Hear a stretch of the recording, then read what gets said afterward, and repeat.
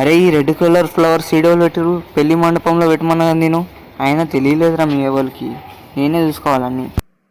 Sir అవన్నీ మేము చూసుకుంటాం కానీ ఇంకా పెళ్లిలో భోజనాలు చేసేవాళ్ళు ఇంకా రాలేదు సార్. వంటలు చేసేవాళ్ళు ఇంకెవరైనా ఉంటే చూడండి, వాళ్ళు రావట్లేదు.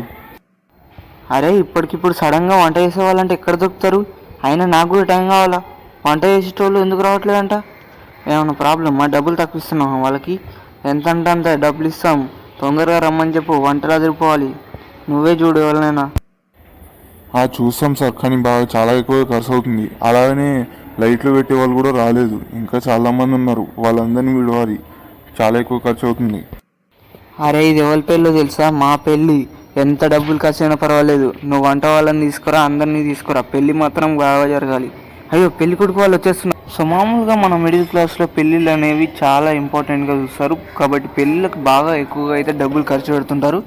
ఎంత ఖర్చు పెడతారంటే మన ఆస్తులన్నీ జరిగిపోయి అప్పులు తీసుకునే స్టేజ్కి వెళ్ళిపోతాం అన్నమాట కొన్నిసార్లు.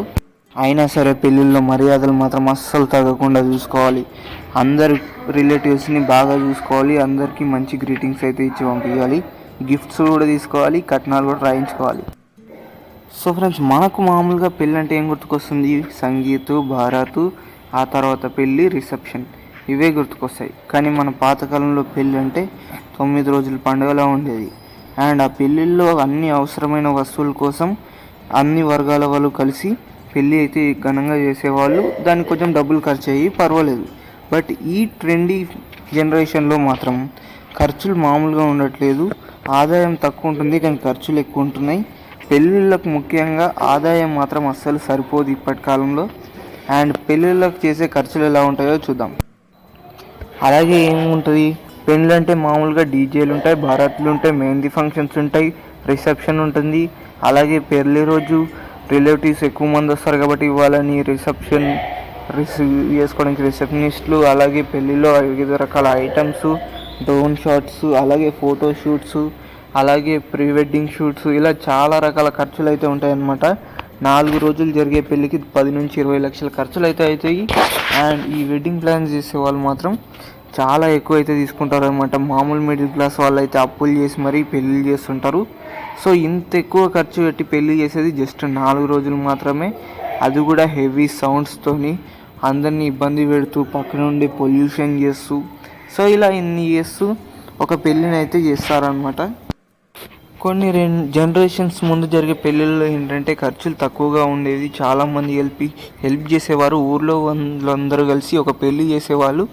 సో ఖర్చులు చాలా తక్కువ ఉండేవి, అలాగే సాంప్రదాయబద్ధంగా పెళ్ళిళ్ళు జరిగేవి. కానీ ఈ టైంలో అందరూ డబ్బుల మీద ఆశతోని ఎక్కువ రేట్లు పెట్టి అయితే వెడ్డింగ్స్ అయితే చేస్తున్నారు. సో ఖర్చు ఎక్కువగా ఉంటుంది, అలాగే డబ్బులు కూడా ఎక్కువగా పోతాయి అన్నమాట. అవసరం లేని ఖర్చులన్నీ పెరిగిపోతూ ఉంటాయి. సో దీనివల్ల మనకేంటంటే అప్పులు పెరిగిపోతాయి. అండ్ అలాగే మన దగ్గర ఉన్న డబ్బు కూడా తొందరగా అయిపోతుంది. ఒక పెళ్ళి చేయడానికి అంత ఖర్చు పెట్టడం అయితే వేస్ట్ అని చెప్తాను నేనైతే. సో కొంచెం మనం అప్పులు చేయకుండా తక్కువగా ఖర్చు పెడితే చాలా బాగుంటుంది.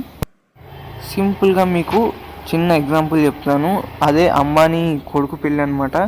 సో అతని పెళ్ళి అయితే తన వాల్యూలో నుంచి 0.5% డబ్బులతోనే చేస్తున్నాడు పెళ్ళి. మామూలుగా అయితే మనం మిడిల్ క్లాస్లో అయితే 75% వరకు అయితే డబ్బులు అయితే ఖర్చు పెడతారనమాట వాళ్ళ ఇన్కంలోంచి, సో వాళ్ళ ఆస్తిలోంచి. సో అంబానీ మాత్రం జస్ట్ 0.5తోనే, అంటే అది ఎక్కువే, దాదాపు 5,000 కోట్ల వరకు ఉంది, అంతే ఖర్చు పెట్టి పెళ్ళి అయితే చేస్తున్నాడు. బట్ అతను ఒక వాల్యూ అనేది మెయింటైన్ చేస్తున్నాడు, అతని పెళ్ళికి ఎంత ఖర్చు పెట్టాలి, ఏ లిమిట్లో ఖర్చు పెట్టాలని. సో మనం అప్పులు చేయకుండా ఒక లిమిట్లో అయితే ఖర్చు పెడితే చాలా బాగుంటుంది. సో నేనైతే ఈ వీడియోలో అయితే ఇదే మెసేజ్ ఇవ్వాలనుకుంటున్నాను, ఎక్కువగా అయితే ఖర్చు పెట్టి అయితే పెళ్ళిళ్ళు చేయకండి. సో ఫ్రెండ్స్, మీరైతే జెన్యూన్గా ఆలోచించండి. ఈ టాపిక్ కనుక మీకు నచ్చినట్టయితే మన ఛానల్కి లైక్ చేసి సబ్స్క్రైబ్ చేసుకోండి. నా వీడియో వల్ల మీకు ఏదైనా వాల్యూ ఉంది అనిపిస్తే మన ఛానల్ని ఇంకో 10 మందికి షేర్ చేయండి. అలాగే మీ ఫ్రెండ్స్కి కూడా సబ్స్క్రైబ్ చేసుకోమని చెప్పండి. నెక్స్ట్ వీడియోలో మళ్ళీ కలుద్దాం.